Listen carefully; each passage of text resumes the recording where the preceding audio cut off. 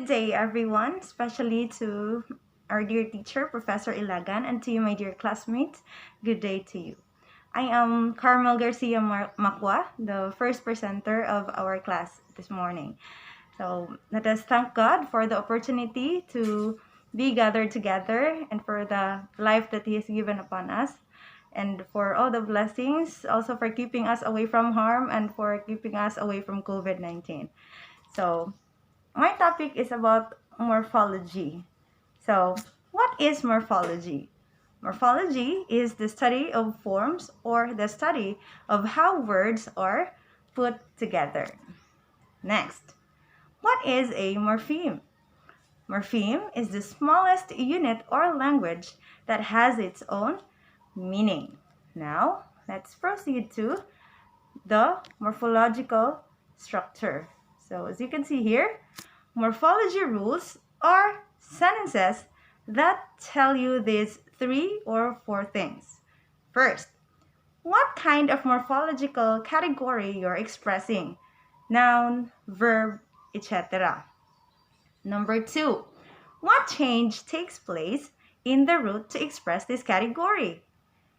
And number 3, where in the stem this change takes place?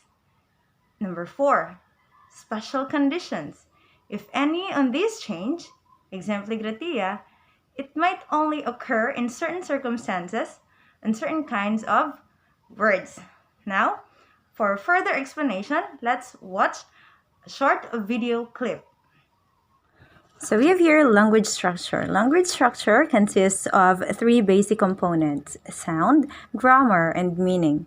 Grammar is the central part which connects sound with meaning. Basic unit of sound is phoneme. So again, the basic unit of sound is phoneme, and then grammar is morpheme. So today, I'll only cover morphology. So morphology and syntax are sub-branches of grammar. Grammar consists of words and sentences. So again, grammar consists of words and sentences. Morphs of words or forms of words or parts of words are known as morphology. So let me show you an example. The word tourists. Tourists is a plural name, but we can see that it can be divided or it can be broken down into 3 parts: tour, ist, and s. So each part is known as morpheme. Morphology deals with parts of words or forms of words. These words are known as morpheme. Alright, so let me give you another example. In the next slide, we have reopened. In this word, we have reopen and ed. So there are 3 morphemes in this word. So here is the definition of a morpheme. Morpheme is a minimal unit of meaning or grammatical function. Grammatical function means the parts of speech like noun, verb, adjective, adverbs, etc. So let's proceed with this one. 1 minimal unit of meaning meaning again, and 1 minimal unit of meaning open, which is a lexical meaning, and 1 minimal unit of grammatical function ed, indicating past tense. Okay, so here's another interesting sentence. The girls' wildness shocked the teachers. Now it's a sentence. That is syntax. And this syntax contains words. As you can see here, there are 6 words. So each word can be broken down into smaller pieces or smaller parts, like the cannot be simplified, but girls, as you can see here, girls can be broken down into 2 pieces. Okay, so wildness can be broken down into wild and ness. So wildness, one word, two morphemes. So next is shocked. Shocked, we have here, it's a verb. So shock and ed. Shock, morpheme, ed, another morpheme. So we have two morphemes in the word shocked. Next, teachers. So teach, er and s. We have three morphemes, teach, er and s. Teach, er and s. Okay, so morphemes can be divided into free and bound. Free morphemes are those morphemes which can stand. So again, free morphemes are those morphemes which can stand on their own, and bound morphemes, as we can see here, they are morphemes which give their meaning when they are attached to some free morpheme. So on their own, they don't have any meaning or any lexical meaning, content words, content meaning. So like ness is added to wild, an adjective, it becomes wildness, a noun. So and then ed attached to the word shock, a free morpheme shock, it becomes shocked. And then teach added with er, it becomes a noun. Teacher. Okay, verb and then added with er, it becomes a noun, teacher, plus s, it becomes a plural name. The, okay, the, girl, wild, shock, and then teach. So the is a free morpheme, functional, grammatical, or structural, like prepositions, conjunctions, interjections, helping verbs, and etc. So girl again is a free morpheme and it's lexical content word. So we have here free morphemes: the, girl, wild, shock, and teach. So when we say free morpheme, we have two types. We have functional and lexical. The girl, there are free morphemes, and then we have two types, lexical and functional. Now, wild, lexical, shock, lexical, and then teach is lexical. Okay, so now let's proceed to bound morphemes. Okay, so we have derivational and inflectional. So again, bound morphemes is two types, inflectional and derivational. We have S is a bound morpheme. There are 8 inflections in English language, and bound morphemes are unlimited. There are no limit to them, and all inflectional morphemes act as suffixes, but derivational morphemes can be prefixes or suffixes. Okay, next slide. Here, as you can see, we have morpheme and then free and bound, the two types of morpheme. So free has two types, lexical and functional. So when we say lexical, these are content words which carry out the information, such as we have here noun, adjective, verb, main verb, and adverb. We also have functional, pronoun, preposition, interjection, and conjunction. Also, articles can be under functional. So still articles are also included or are also called as functional morphemes. So let's proceed to bound morpheme. Bound morpheme has two types, derivational and inflectional. Let us start first with inflectional.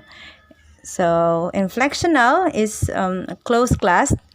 Closed class because we only have 8 inflectional morphemes. So plural S, books. We have S and then boxes. We have ES. S and then ES. Bound, inflectional. And then we have here plural S, books. S is added to the word book and then ES added to the word box to make them into a plural name. Next is ownership. Apostrophe S, Ali's book. So For plural, we have, again, we only add S and ES. For ownership, we add apostrophe S. So apostrophe S. It's under bound, inflectional, and then ownership. Next is adjective. Comparative ER and superlative EST. So both are bound morphemes which are inflectional. We also have for verb morphemes, the verb ing, verb ed, verb s, and then we also have verb en. So broken, word break, and en. So still it's a verb. We also have beaten, the word bite, and then en, the suffix en, verb. So the difference between inflectional and derivational, inflectional are suffixes, and then derivational can have prefix and can also have suffixes, like ion, ment, ment, and then ice for suffix, and then we can also have again prefixes for derivational. Bound morpheme, under the derivational, and then it can be prefix or suffix. For inflectional, we can only have suffix. So inflectional morphemes never change the grammatical category, the parts of speech, okay, the grammatical category of a word. So for example, blackish. So black is an adjective. When we're going to add ish, an inflectional morpheme ish to the word black, still the word blackish is an adjective. Nothing changes. So again, inflectional morpheme never changes the grammatical function of the word. Another example, slowly. Slow is an adjective, and then when we are going to add ly, as it is an inflectional morpheme, so no changes happen at all. So slow and slowly are both adjectives. So since we're done watching the short video clip of my topic, let's wrap them up.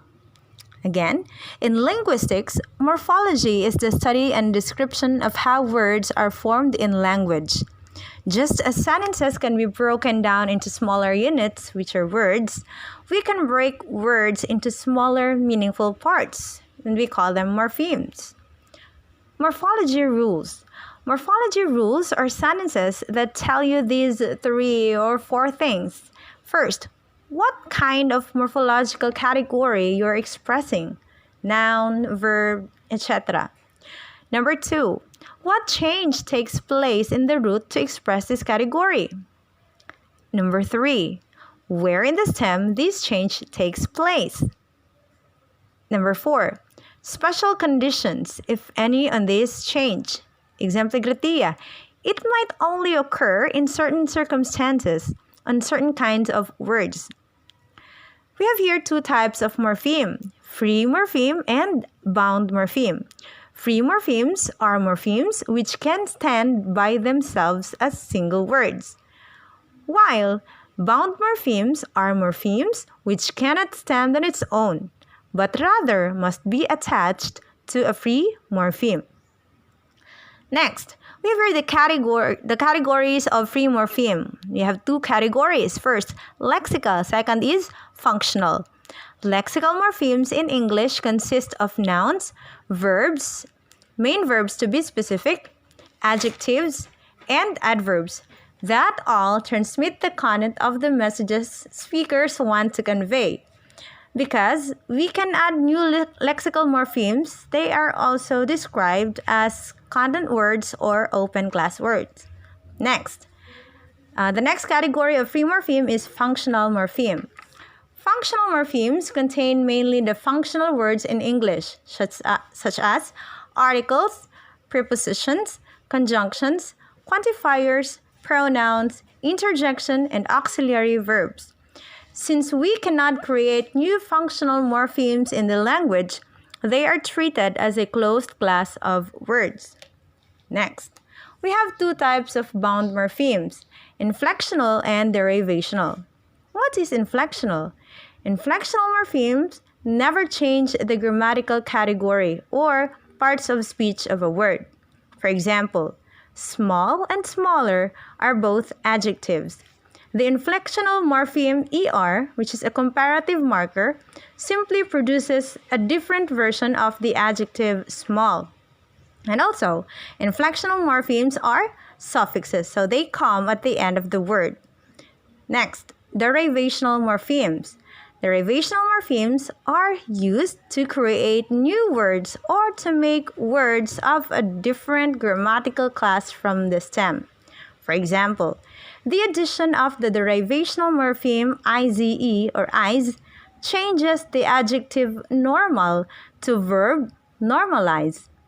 And also, derivational morphemes can be prefix and suffix, so they can come before or after the word.